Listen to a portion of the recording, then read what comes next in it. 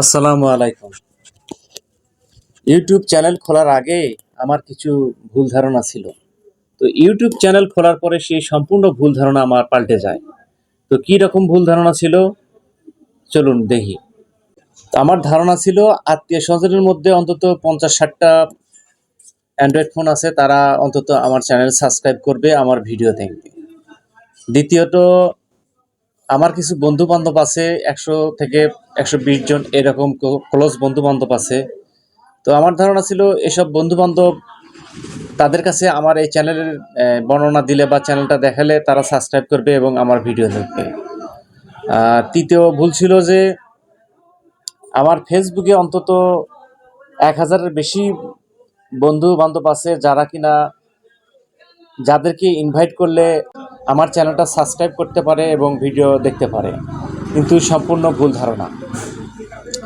যে ৫০-৬০ জন আত্মীয়-স্বজন তাদের কাছে যদি আমার চ্যানেল সম্পর্কে বলি, হ্যাঁ বাবা কী চ্যানেল করছো দেখি, দেখি পর্যন্ত শেষ। হয়তো কেউ সাবস্ক্রাইব করলো বা বললো যে আমি এখন সময় পাচ্ছি না, আমি পরে সাবস্ক্রাইব করে দেখবনি। আবার হয়তো কেউ সাবস্ক্রাইব করলো আমার সামনে কিন্তু ভিডিও মোটেও দেখলো না। তো এই সাবস্ক্রাইব দিয়ে ইউটিউবে কোনো কাজে আসবে না। যদি আপনার ভিডিওই না দেখে, আমার ভিডিওই যদি না দেখে, এই সাবস্ক্রাইব দিয়ে কোনো কাজই আসবে না। আর যে ১০০ বন্ধু-বান্ধব ছিল তাদেরকে বললে হ্যাঁ বলবে যে, "কী করতে হবে জানো? ইউটিউবে তো খুব ভালো ইউটিউবে সাবস্ক্রাইব বাড়াতে হবে, হ্যাঁ মিলিয়ন, মিলিয়ন ভিউ আসতে হবে, তাহলে তোমার ইনকাম হবে।" কিন্তু ঘোড়ার ডিম এইসব খালি পরামর্শ দেয়। মানে ওই জানেই না কিছু। আমি যে ইউটিউবে এতদিন ধরে এই পড়াশোনা বা গবেষণা করতেছি, আমি কি জানি না? ওর কাছে এই আমার বিবেক নিতে হবে, এই জ্ঞান নিতে হবে। মানে পণ্ডিত মানে আমার ভিডিও দেখবে না বা আপনার ভিডিও দেখবে না। মানে আপনাকে এরকম শুধু পরামর্শ দিতে থাকবে। তো বন্ধু-বান্ধবও কাজে আসবে না।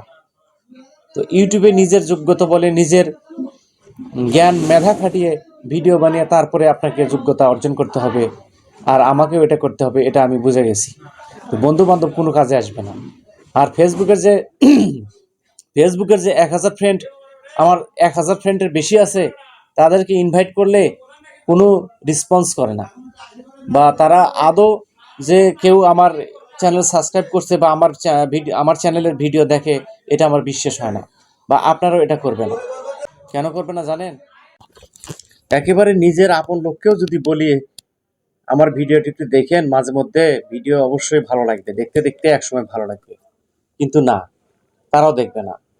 যদি বলি মামা যদি ভালো নাও লাগে ভিডিওটা একটু প্লে করে একটু রেখে দিও, আমি আমার তাও র্যাঙ্ক হোক ভিডিওটা, কিন্তু না, তাও কেউ মানে না।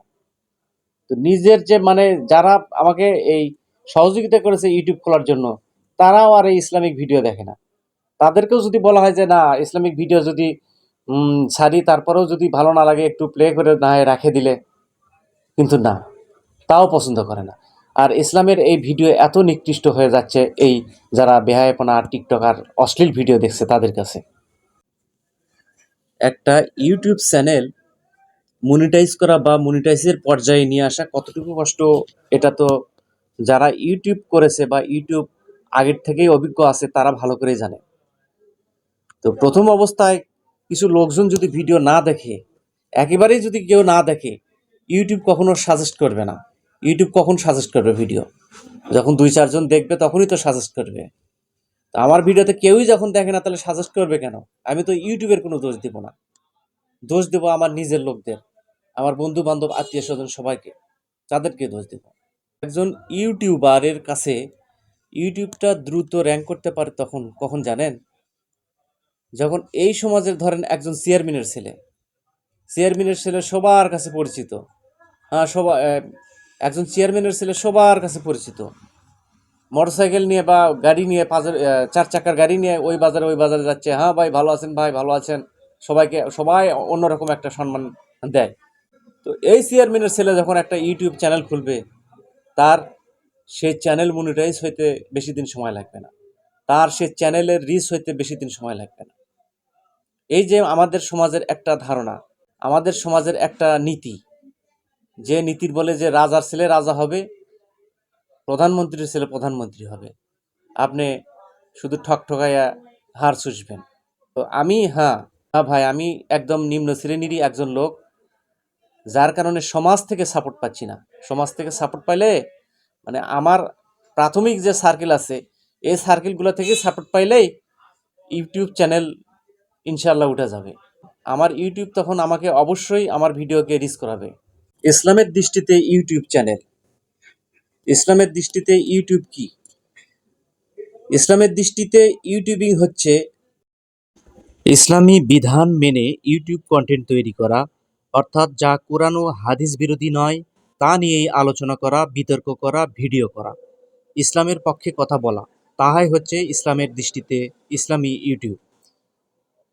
তবে আপনি ইসলাম না মেনেও যদি অশ্লীল বেহায়াপনা ভিডিও আপলোড করেন, তবে ইসলাম আপনার মাথায় বাড়ি দিতে আসবে না।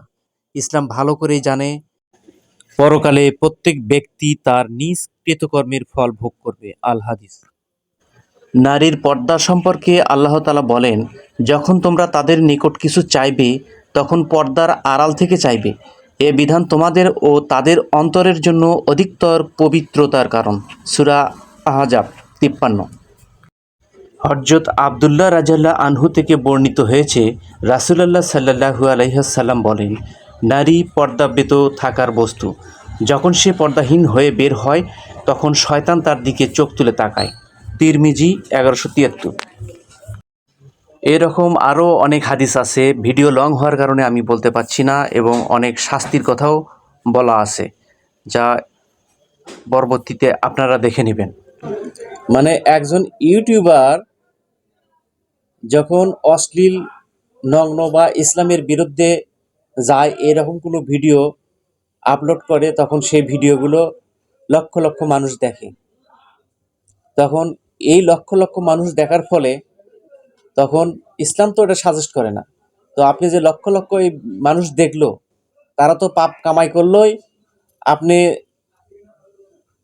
আর কিছু বলবো না। 1,00,000 লোকের যে পাপ হইলো, সেটা যদি আপনার একার ঘাড়ে পড়ে, তাহলে আপনার কতটুকু হবে আপনি একটু চিন্তা করে দেখেন। তাই আমাদের সমাজ এবং সভ্যতা যেদিকে সাজেস্ট করবে, আমরা সেই ধরনের ভিডিওই আপলোড করব, সেই ধরনের চ্যানেলই খুলব ইনশাআল্লাহ। ইসলামে নগ্নতা, অশ্লীলতা, বেহায়াপনাতে অনেক ফতোয়া জারি করা আছে। আর যে ব্যক্তি তার স্ত্রীকে দিয়ে নগ্ন ভিডিও প্রদর্শন করাবে, নগ্নতা করাবে, অশ্লীলতা করাবে, যার স্ত্রীকে দিয়ে দেহ ব্যবসা করাবে, তার স্থান হবে অনন্ত জাহান্নামের আগুনে। স্ত্রী হচ্ছে আপনার ঘরের লক্ষ্মী, তাকে দিয়ে আপনি ব্যবসা করাতে পারেন না। দুনিয়ার সব মানুষ যাতে ভালো থাকে, সব মুসলমান যাতে ভালো থাকে, আল্লাহর কাছে এই প্রার্থনা করি। আর সবাই আমার জন্য দোয়া করবেন। আজকের মতো এ পর্যন্তই। আল্লাহ হাফেজ। আসসালামু আলাইকুম। সত্যের সাথে চলি, হকের কথা বলি। হক এন্টারটেইনমেন্ট আর্ট।